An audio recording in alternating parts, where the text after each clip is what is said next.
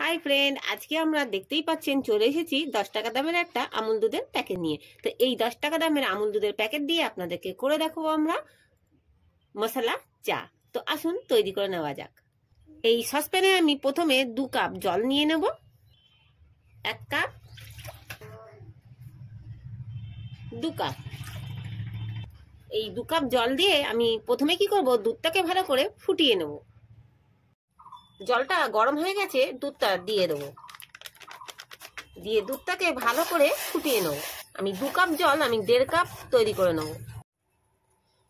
এবারে একটু আদা থেতো করে রাখা দিয়ে দেবো। একটা ছোট তেজপাতা দিয়ে দেবো। 2টো আমি এলাচ নিয়েছি, সেটাকেও ফাটিয়ে দিয়ে দেবো। দিয়ে ভালো করে ফুটিয়ে নেব। এবারের মধ্যে চা পাতা দিয়ে দেবো। পরিমাণ মতো চিনি দিয়ে দেবো। দিয়ে ভালো করে ফুটিয়ে নেব। চা আমাদের হয়ে গেছে। এবারে আমরা এটাকে ডাবুর সাহায্যে ফাটিয়ে নেব। তৈরি হয়ে গেল আমাদের মশলা চা। ভালো লাগলে লাইক এন্ড সাবস্ক্রাইব। বাই।